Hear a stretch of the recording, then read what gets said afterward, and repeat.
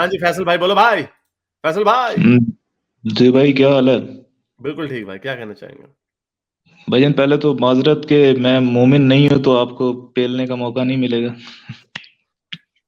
क्यों बस दो नहीं मिनट आते लूंगा। नॉमिनीज? तो मैं कहना ये चाह रहा था कि ये जो मुसलमान है और मोमिन है, इनको ये बात क्यों नहीं समझ आती कि हम लोग बेसिकली किसी क्रिएटर या किसी एक्सप्लेनेशन टू यूनिवर्स का इनकार नहीं करते।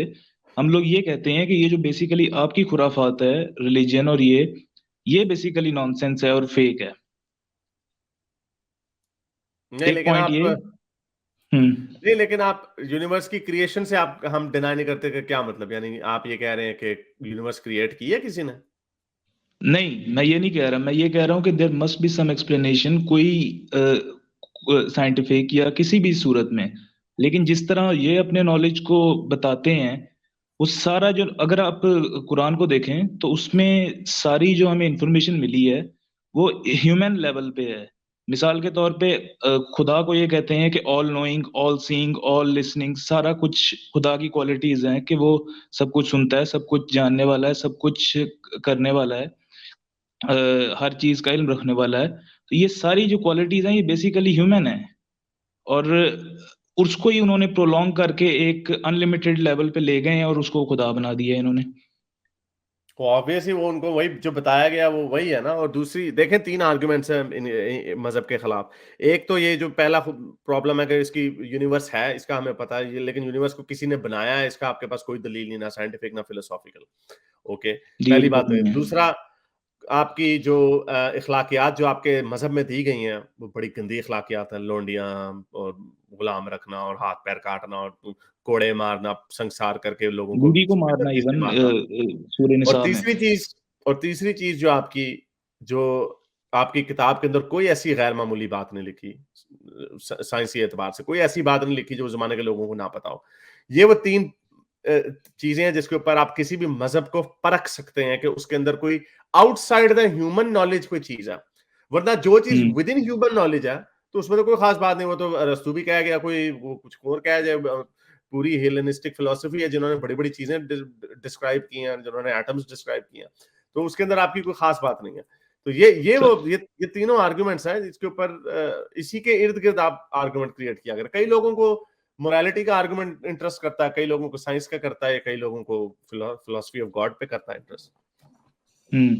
और बेसिकली ये लोग ये चीज नहीं समझते कि इंसान जो है वो फियर का एक पुतला है, और जब उसको डराया जाता है तो वो सारा जो मेन क्रक्स है वो डर है जो उसके अंदर है।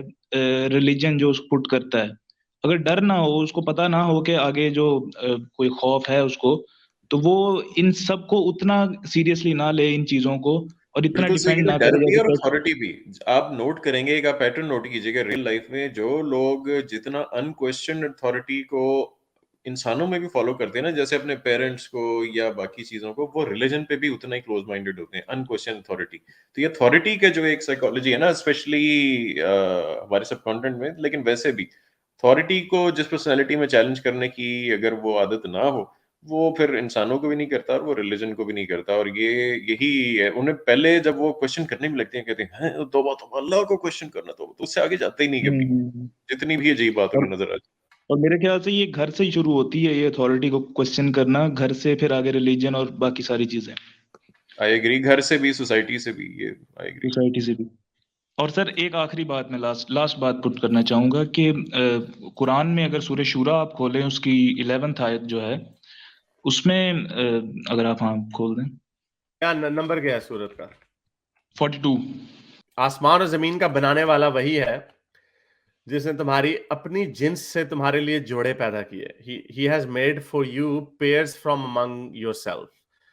हम्म। उसी तरह जानवरों में भी उन्हीं के हम जिन्स यानी जोड़े, पेयर्स पैदा किए, मुजक्कर मुअन्नस जोड़े बनाए। और इस तरीके से वह तुम्हारी नस्लें फैलाता है।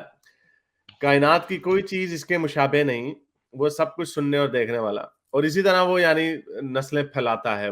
He makes sir, you expand it's in so this way. Ordinary, ordinary बातें हैं, सो ऑर्डिनो, कोई सब्सटेंस नहीं है इनमें, हमें नजर आता है। सो ऑर्डिनरी थिंग्स। और एक इसमें एक पॉइंट ये है कि वो कहता है कायनात में कोई चीज उसकी मिसल नहीं, कि कमिसली ही शयइन, कोई शय उसकी मिसल नहीं। साथ ही उसने कह दिया कि वो ही सब कुछ जानने वाला और देखने वाला। अब इंसान जानने वाला है, देखने वाला है, जानवर भी देखने वाले हैं, सुनने वाले हैं, तो उसकी मिसल नहीं है। तो उधर ये आर्गुमेंट क्यों पुट कर दिया है कि वो देखने वाला और नहीं, जानने ये वाला है? यहाँ है all hearing and all seeing, वो सब कुछ सुनने और देखने वाला है, ये असल में पॉइंट है यहाँ। सर ये क्वालिटीज तो इंसानों की है ना, देखना नहीं, हम सुनना। सब कुछ तो नहीं ना जानते और देखते। लेकिन देखते जानते तो हैं ना।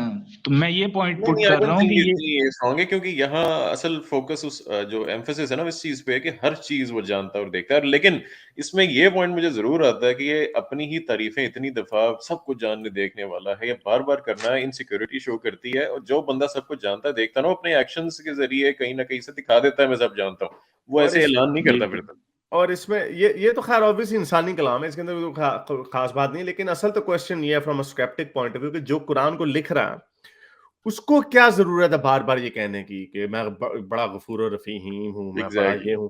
He is saying yes that yes. Because वो झूठ इतनी तवातर से बोलो कि सच लगने लगे यहाँ पे। और ये इसका टेस्ट मैं ये लोगों को बताता हूँ कि कितना लोग हैं। अभी हमने एक खबर भी शेयर की थी ये वाले के जादू टोने पे, एक उसका जादू टोना नहीं चला, उसने जादू टोने वाले को मार दिया उसने, ओके, बंदे ने। कितने लोग हैं थर्ड वर्ल्ड कंट्रीज में, इंडिया पाकिस्तान में, इन मुल्कों में, बंगाली बाबा लोग जादू टोने पे यकीन रखते हैं। जीरो एविडेंस है जादू टोने का। मैं पिछले अल्लाह मियां को कहता हूँ ना, कड़ाका मारना अल्लाह मियां, एक पिछले 5 साल से कह रहा हूँ मैं। एक आया भी था, वो कह रहा था आपका जुम्मे वाले दिन आपकी मैं वो आपको बाबा भेज के, जिन भेज के आपका कत्ल कर दूंगा, ये वो। मैं कहा चलो चलो करो ना, कोई जादू करे मेरे पे, कोई मारे जादू तो करके, सूअर या कोई बंदर ही जादू से बना दे मारे। जैसे कुरान में कहता है वो। हाँ हाँ। तो नहीं, वो तो चलो अल्लाह करता है ना, लेकिन लेकिन पीपल स्टिल बिलीव इन जादू, हालांकि उसका कोई हम्म, एविडेंस नहीं है, आप लोगों के सामने है। उस पे ये लोग बड़े मजे से कहते हैं यार जादू पे क्यों यकीन करते हैं, हा हा हा हा हा।